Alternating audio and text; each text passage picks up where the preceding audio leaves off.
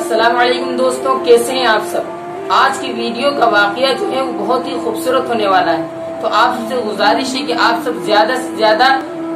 کوشش کر کے پوری ویڈیو دیکھیں اور سبق آموز واقعہ سنیں، مکمل سنیں۔ واقعہ یوں ہے کہ انور شاہ کشمیری رحمۃ اللہ علیہ کے بارے میں مفتی کفایت اللہ صاحب نے بچوں سے یعنی اسٹوڈنٹ سے سوال کیے کہ بتاؤ بچوں، انور شاہ کشمیری رحمۃ اللہ علیہ دین کی دنیا میں کیسے فیمس ہوئے، کیسے اتنے مشہور ہوئے؟ تو بچوں نے کہنا شروع کیا، اپنے اپنے ذہن کے مطابق جواب دیا۔ کسی نے کہا حضرت بہت بڑے شاعر تھے، کسی نے کہا حضرت بہت اچھے مفسر تھے، کسی نے کہا تفسیر قرآن کے بہت بڑے علم والے تھے۔ تو حضرت نے مفتی صاحب نے کہا کہ نہیں، ان باتوں میں سے کوئی ایک بات بھی نہیں، کیونکہ انور شاہ کشمیری رحمۃ اللہ علیہ سے خود کسی نے یہ سوال پوچھا تھا تو حضرت نے دو باتیں بتائی تھی۔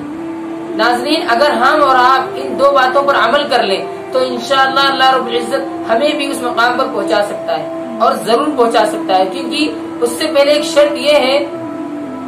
مٹا دے اپنی ہستی کو اگر کچھ مرتبہ چاہے کہ دانا خاک میں مل کر گلے گلزار ہوتا ہے، مل کر گلے گلزار ہوتا ہے، یعنی دانا اپنی حقیقت کو کھو بیٹھتا ہے۔ انور شاہ کشمیری رحمۃ اللہ علیہ کے اندر بھی حضرت کے اندر دو باتیں تھیں۔ وہ باتیں کیا تھی آئیے جانتے ہیں۔ نمبر ایک یہ تھی کہ حضرت نے فرمایا جب میں کسی کتاب کا مطالعہ کرتا تو میں باوضو ہوتا، یعنی کہ میں کچھ سیکھنے کے لیے باوضو ہو جایا کرتا تھا، اور انوار و برکات ساتھ ساتھ اترتی تھی جب وہ مطالعہ کرتے تھے، تاکہ ان کا ذہن ایک دم بہترین صاف کلین ہو جائے اور اس میں جو بھی پڑھیں وہ نقش ہو جائے۔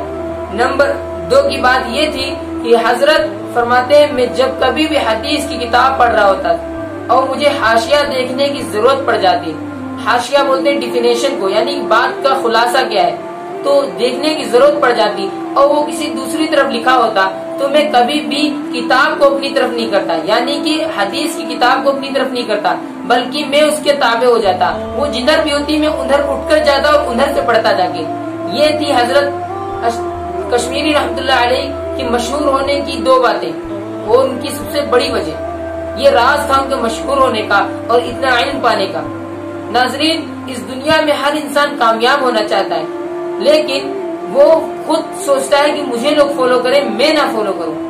ہمیں اور آپ کو چاہیے یہ کہ ہم فالو کرنا شروع کریں آقا نامدار حضور اکرم صلی اللہ تعالی علیہ وسلم کی سنتوں کو، ان کی زندگی کی ایک ایک باتوں کو، اور نبی صلی اللہ تعالی علیہ وسلم کی ہر ایک چیز کا ادب کرنا شروع کریں۔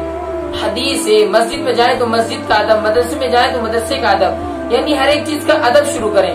اور پھر اللہ رب العزت سے سچے طالب بن کر مانگے، دیکھیں انشاءاللہ اللہ تعالیٰ آپ کو نوازے گا اور اللہ تعالیٰ آپ کو اس دنیا میں ایک بہترین مثال بنائے گا۔ امید کرتا ہوں آج کی ویڈیو میں آپ نے بہت کچھ سیکھا ہوگا، اور یہ ویڈیو ان بچوں کے لیے زیادہ تر ہے جو ابھی پڑھنے پڑھانے والے زمانے میں، یعنی کہ وہ اس ویڈیو سے بہت کچھ سیکھ سکتے ہیں، ان کو کیسے رہنا چاہیے اور کیسے کرنا چاہیے۔